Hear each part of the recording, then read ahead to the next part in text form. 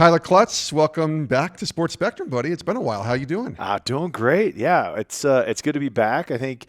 Yeah, so I came on yours because that was when I was on, and then we had you on our podcast in 2020. Yeah, was it 2020 or 21? Was it COVID or? It was COVID. Yeah, because we were doing it out of Darren Woodson's living room. And so right. When you launched it, 2020. So tell everybody that's listening about your podcast, and then we'll explain what we're going to try and do here on the show today. Yeah, and I thank you for that because we specifically talked before this not to plug the podcast, my podcast. It's not how I work, man.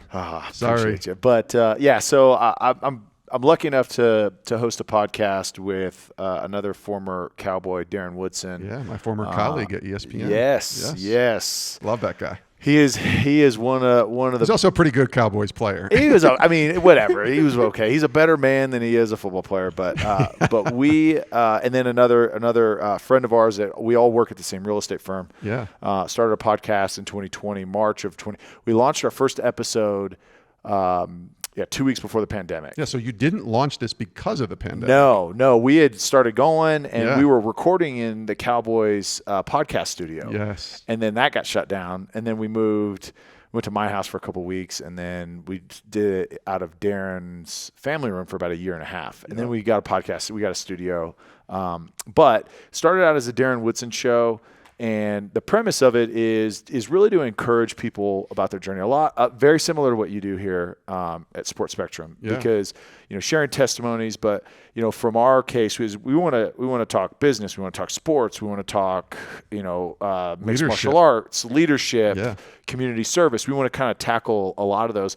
But we're in an Instagram age where you see what people post and what they want you to see, and you think, oh, life is easy. You see these people that, and I'm throwing up the quotes if this isn't on there. We see cameras, but we have video. Yeah, this will be video and so audio. If you're just listening, I'm throwing up air quotes, but reached success. Yeah. And you think, oh, it's easy. They've got it figured out, or someone gave it to them, and you don't hear the trials and tribulation and all the things that they went through to get there, and maybe some of the things that they learned along the way that can help somebody else. So we started out that, but the problem with us wanting to do leadership and wanting to encourage people is they heard the Darren Woodson show, they automatically thought football. Yeah, and that's how it started. Yeah. It was just Darren stories, Darren friends. Yes, and it was like Troy Aikman and Michael Irvin, and we had a couple military guys on that were just awesome. And yes, it's nice because Darren will reach out and people say yes. If Tyler Clutts reaches out, they're like, "Who are you?" Hey, I scored that touchdown in the playoffs. I got to attach a highlight video, a resume. And so we learned that we got this following. I mean, even Apple. iTunes, the podcast platform, they put us into the sports category. Yeah, pretty cool. So we rebranded in January of this year to the One Shot Podcast. Yes. And so what that is we really kind of solidified our mission statement in that we want to encourage and equip others to take advantage of this one shot you have at life. Mm-hmm. And so that comes with physical health, that comes with emotional health, that comes with relational health, that comes with spiritual health, that comes with, really, it's got to be the whole package. And so we just have fun with it, honestly. It's going to be a lot like this episode that we're going to do. We're going to wing it. We are. Well, the One Shot Podcast, I listen to it pretty frequently, and a lot of what we're trying to do today is what your show, portions of your show are. It's talking about real things in life, real topics, coming at it from different perspectives, bringing in nuance, which is gone if you're on social media. And, yours is directed at a bunch of different areas. Obviously, Sports Spectrum is the intersection of sports and faith. So I'm coming at it from that lens with some of the topics, or one topic, we'll see how this goes, that we're going to get into today. And you and I have had a lot of conversations. I know we saw each other in Los Angeles at the Super Bowl. Your lovely wife, Tiffany, was there, and we were just talking about a bunch of different things. And something came up there that I thought we could start with. Yeah. And it was taming the tongue. Yeah. And I don't know why we ended up in that conversation, in Los Angeles that day, but it had me thinking about, as Christians, and again, we're coming from this lens with this audience, as a Christian athlete, how should they be conducting themselves from the perspective of taming your tongue? Yeah. Not how you, I mean, we were called to be ambassadors of Christ. We're called to represent Jesus wherever we go. And yet in the sports world, there are moments when I see some guys that I know have professed a faith in Christ, and I'm not going to call anyone out here. That's not my place. But who might drop an F-bomb or so, who might, celebrate after a big win. Let's say a linebacker makes a tackle and he's fired up. Yeah. And you just can see he's using every curse word in the book. But I know that linebacker maybe has professed a faith in Christ. Yeah. So it got me thinking, how should athletes conduct themselves in taming the tongue, and how important is that? And I have no idea where you stand on this topic other than you're a former pro athlete. Yeah. And I thought it might be interesting to have this discussion because I'm very mindful of not judging either. Yeah. If you curse, it does not mean you're not a Christian. That's Everybody right. struggles and everybody uses language differently, but there should be some fruit from that root that you call Jesus. Yeah. And so there's nuance, right? You just mentioned. Yeah. I mean, there's a lot of different layers. Like someone that I very, very much respect from a faith standpoint, and what he's done, and just literally pouring out the Spirit to other people. And he is someone that uses curse words a lot. Okay. I mean, he comes from the construction industry. And it was interesting to me because I grew up, my grandfather was a Baptist minister. So like if you said, but, I mean, you're getting a hand slap. Oh, shucks. Sure. Yeah, exactly. You're in trouble. And so, I mean, can I say butt on the show? Yes, you can say butt. Okay. Yes. So you can say whatever you want. I have a bleep button, Tyler. Okay. So we've got 2 bleeps already this episode. We're going to bleep the word butt out. That's something. So I was raised in a way, and I was raised in a home that language was not to be used, and really particularly for what you just said. Okay, how do you represent Jesus? But I would say this is as I grew and I matured and experienced different things, some of the things the questions that I have, and I don't have answers, by the way. It's just my perspective is, I mean, was the word damn, was that considered a cuss word in the Bible? I mean, who dictates let's how talk these about words? That, because in the Bible, there really doesn't say what a cuss word is. That's My brother, what I'm who's a saying. pastor, once said, Jason, it doesn't say you can't say this word or that word. That's correct. It just talks about, being uplifting. Do not let any unwholesome talk come out of your mouth. Correct. Don't use the Lord's name in vain. We've heard that one, obviously. But it doesn't say which words and that's can and can't use. That's the guy that I respect. That's one thing that he said, because when he uses the language, it's not in a derogatory, that's not in a hurtful, that's not in a way that puts anybody down. Yeah. It's edgy, it's rough, just because that's what I grew up learning. Sure. But when you use those words, it's context matters, I think. And so for me, I choose to limit those. Now, is there times that I say it? Yeah, you listen to my podcast, there's times that I will say it. And sure. A lot of times, like, you'll get into conversations and atmospheres where, like, it's maybe your guest or your co-host, it starts going and it just kind of rolls out a little easier, and it's almost not even natural. And every time I do it, I'm always like reaching to grab it back, because I'm like, oh my gosh, my wife's going to be in the car with the kids and they're going to hear daddy say that. Yes. Because those aren't okay in our home, because that's just the decision that my wife and I have made. But I think that context matters. I am very, very competitive.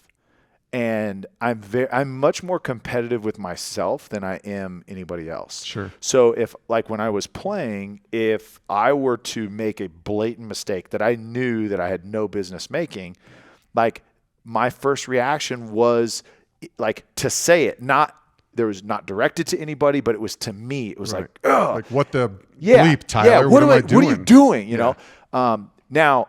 That was a lot of immaturity. That was a lot of insecurity. There was a lot of things that I was dealing with at that point. So for me to sit here and say, because I'm going to wrap this whole thing up, is for me to say, no, you shouldn't curse. because I did quite a bit because I messed up a lot. No, I'm just kidding. But what ultimately it has to come back to, and I think that you've got to make the decision, are you attracting others to Jesus or are you deterring people from Jesus? You just have to be aware that as followers of Christ is we are under a microscope. And the enemy is looking for ways to call us a hypocrite, ways to call us, just bad people. Two-faced. Yeah. I mean, all the things that you hear about Christians today. Yeah. And so as you're just conducting your vocabulary is, hey, can I substitute a word that maybe, even if it's a millimeter of a difference in edging someone towards knowing Christ or leaning toward or asking a question about it, then I would encourage you to maybe lean that way. There's people that say, and this is what my dad used to say, and one of the best men I know, but he's like, honestly, cussing is lazy. Like if you can't think you can't think of another adjective to use to describe something, then you need to start working on your vocabulary. Because, and I'm not all the way on it. I think that if you have to emphasize, I don't know, I'm not even going to go any further, but that was a perspective that I had. So I've always thought about that. Yeah. And like it being called lazy is as big of an insult that I could ever receive. Well, what's hard too, lazy is not a good, that's not a good moniker that anybody wants to have on themselves. But I think, we think about the moments that the world might see us. Yeah. That's a moment that might be the worst moment for them at that time. Now, again, there's times when a guy might make a great play, a baseball play, and go bleep and bleep, or whatever. Yeah. And you're like, man, why does that come out of his mouth? Or I once saw a manager, a Major League Baseball manager, over the last few years from a specific team who I know has been open about his faith. And there was a bad call made, and he jumps in the umpire's face and is like cussing him out, left and right, up and down, using language. And I'm like, man, that's not a great witness of your faith, because at some point, somebody's going to say, let's say I have that guy on this show. Yeah. What do we do with that? Yeah. And somebody might say, well, how can you have that guy on your show if he did this? And then I go to the other side because I think I'm a pretty empathetic person to where I'm like, but that's maybe his worst moment. And we can't judge somebody's faith by their worst moment. Well, and here's the thing is how many of us have lots of worst moments? I mean, hands raised here. None of us are above that. It's hard because and it's to say, oh, well, you shouldn't do that, because here's the reality is professional sports, and that's what we're gearing this around, is an emotional profession. Like your emotions are up, they're down. The best of the best control them adequately at best. I mean, think about Tom Brady, arguably the greatest of all time. I mean, I know everyone calls him the GOAT. No, he is. But I mean, you put him, you put Jordan, and you put Tiger, right, in those sports. And, absolutely. And you say, okay, hey, they're definitely on the Mount Rushmore. I mean, think about how many times you've seen him lose it. Yeah. And he's as composed of a guy normally through a game. But the emotions, the ups and downs. So in times, like you're talking about the manager that's, hey, Faith, I mean, how many times as husbands have we lost our cool with our wife? Sure. And said things that I should never speak to my wife that way. I mean, it happens. Or our kids. Yeah, well.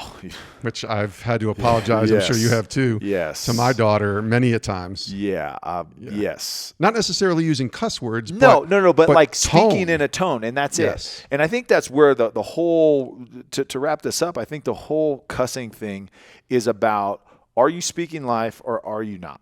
And can you do it in a way without using cuss words? Like, I would highly, highly encourage you to pursue that. Yeah. Now, if you were raised where that's the other thing too, is some people were raised where they don't even think a second thought about those words. Mm-hmm. And they don't even consider that as, because that's just so regularly used in the community that they were brought up in. But they still speak life into people. They still are uplifting. They still encourage.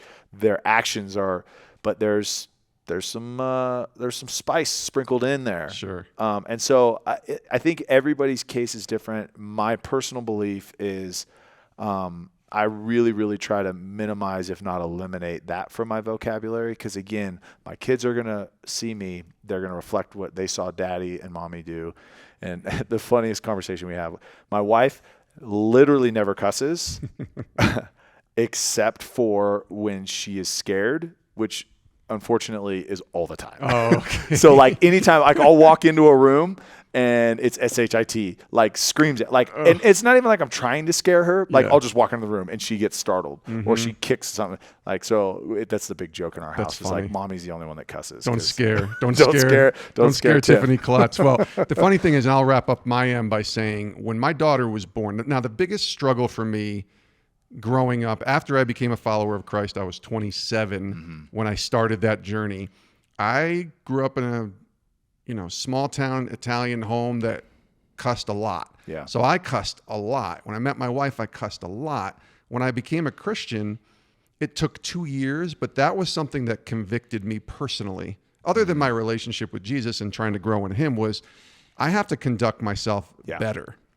And so I worked for 2 years with a lot of prayer and just, different scenarios. I found myself cussing mostly when I would play basketball at the YMCA and dropping really bad words that I would never say anywhere else. And I was like, wait a minute, that's a terrible witness.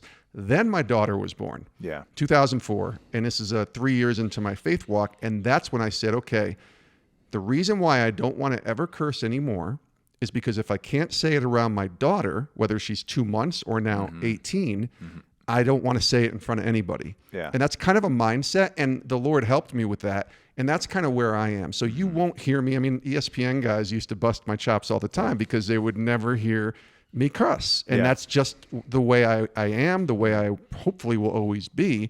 It doesn't mean I don't get mad. It doesn't mean my tone isn't wrong. And it doesn't mean I don't sin. That's for sure. But I hope that is an example for my daughter, that when she goes out into the workforce or becomes a mom and becomes a wife, she sees that as, listen, I can be just as neat. The way I want to express myself can be just as effective without using those words. Yeah. And that's what I hope.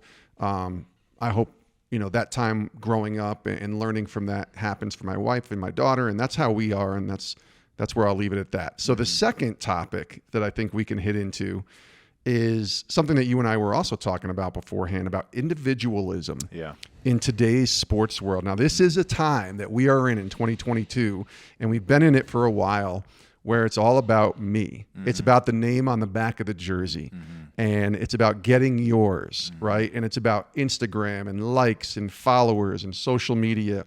And it's also about contracts. And we see that, guys are not happy with situations, so they want out because it's not best for them.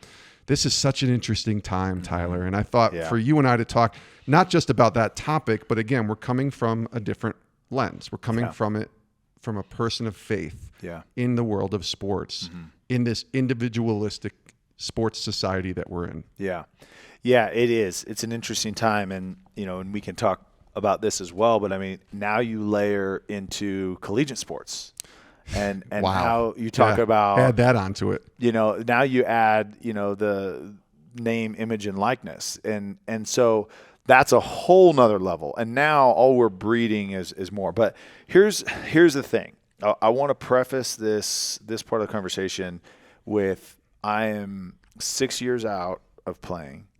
I had a lot of growing up to do after. I was very naive. I thought, you always think you have it together, but so this is looking at it hindsight. And so I have a different perspective than guys that are in it. It's the same as when I say to my kids now, man, I can't imagine growing up in your era. Like, we grew up no cell phones. Now it's like, I'm older than you. connected. I remember rotary phones. Come on. Yeah. Now. Oh no, I do too. Are you kidding? That's cable television.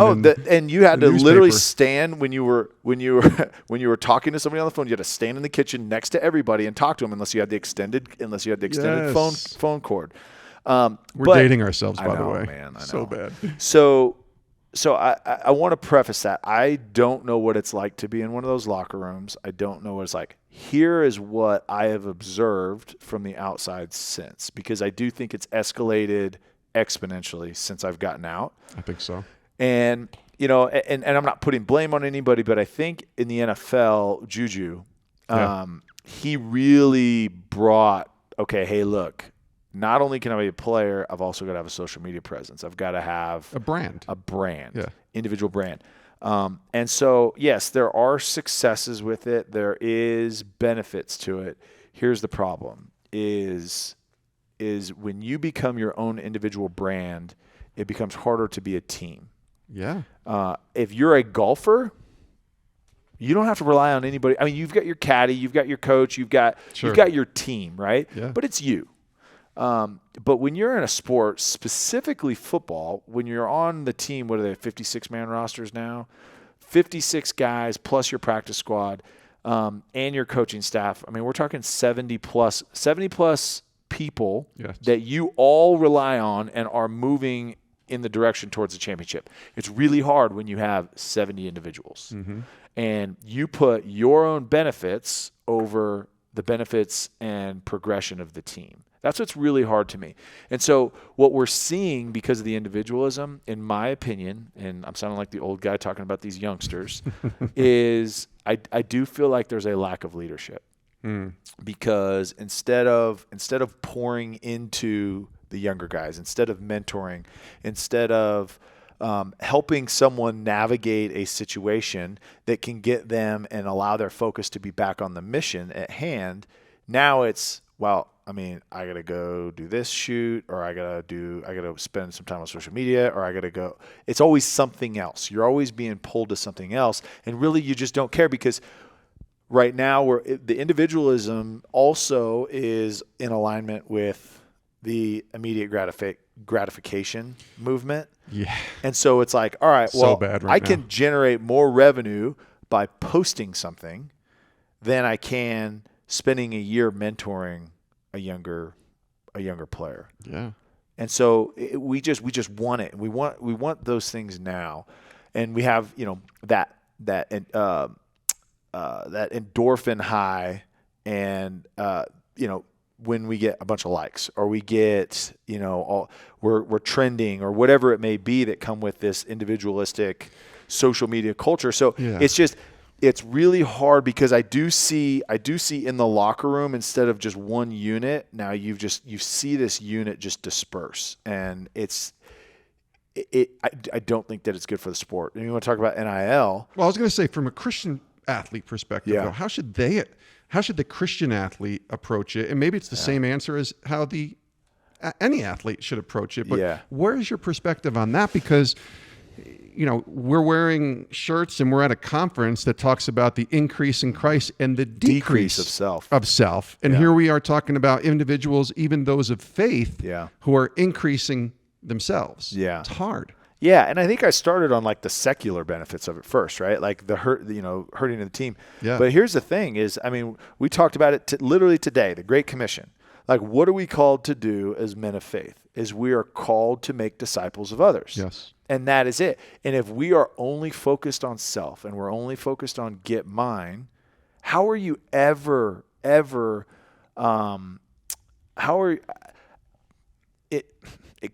what's excited? The word I'm looking for is how are you ever encouraging, inviting others to be so focused part on of yourself? The kingdom? Yeah. It's like, I don't want to be like that guy. The men that I gravitated towards, the men I wanted to spend time with, the men I wanted to learn from, and like, okay, what did they do? What's different about them? Those are the Benjamin Watsons. Mm-hmm. The first person I met in an NFL locker room, I walked into the Cleveland Browns locker room in first week of December in 2010. And no, second week. Sorry, it was the second week, because I was there for 3 weeks. And I walk in at like 6 a.m. Benjamin Watson's there. I literally had signed the afternoon before. He walks in and hands me a Bible with my name engraved on it. And that was like the Christmas gifts for the entire team. So we bought the entire team. But I mean, he literally had like 12 hours to get a Bible engraved with my name on it. I still use that Bible today. Wow. But those are the types of men, the Josh McCowns that paid for the entire Chicago Bears to come to PAO, where I ultimately rededicated my life to Christ and was baptized. Yeah. The Justin Forsett's, who just was like solid as a rock and just lived his faith. And I mean, those are the guys, Matt Fortes. I mean, Yes. those are the guys that I gravitated because I watched them, and it was, what do they have different about them? They care about their brothers on the team. They're sacrificing. They're spending time with other guys. Those are the things that, to me, and that's what makes a good locker room. And we're missing that now. Missing it. Yeah. And it's funny because even the teams that are winning, it still feels individualistic. Yeah. Almost like it's an acceptable thing in society today. Oh. And I worry for the young guys who want to stand for Christ, who want to live a life like a Benjamin Watson, like a Justin Forsett, as you mentioned, guys that are all about others, you know, living in the decrease of self. And yet I still worry because the world is such a cesspool of selfishness, I think. And, you know, and the world will come at them and say, don't worry about this other stuff. Yeah. Let me help you. Yeah. Let me make you a star. And they buy into that. That's what I'm worried about. Yeah, get yours while you can. It's not going to last forever, so get yours while you can. Yeah. And so that's why you see guys like holding out for contracts after their third year. And it's like, you haven't earned I just, you know, again, I use Tom Brady again, but when did you ever hear him in a major dispute over a contract?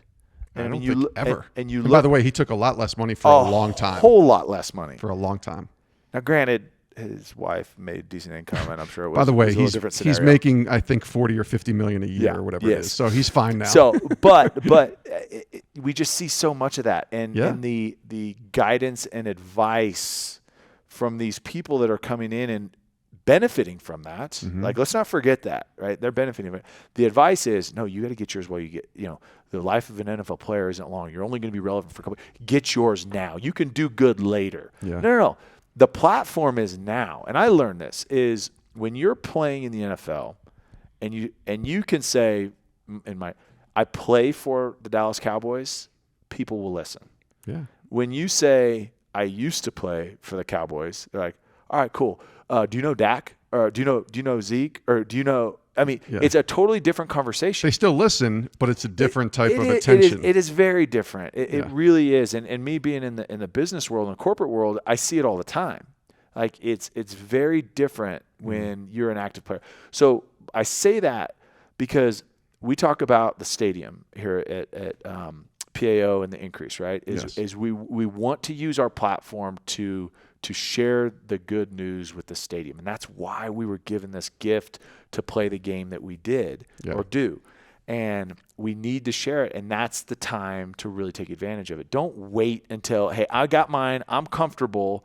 When it's convenient for me, now I'm going to do it. And I struggle with that. I struggle with, even in our country outside of sports, is we're so comfortable. And all we're pursuing is more comfort. And we never are sacrificial.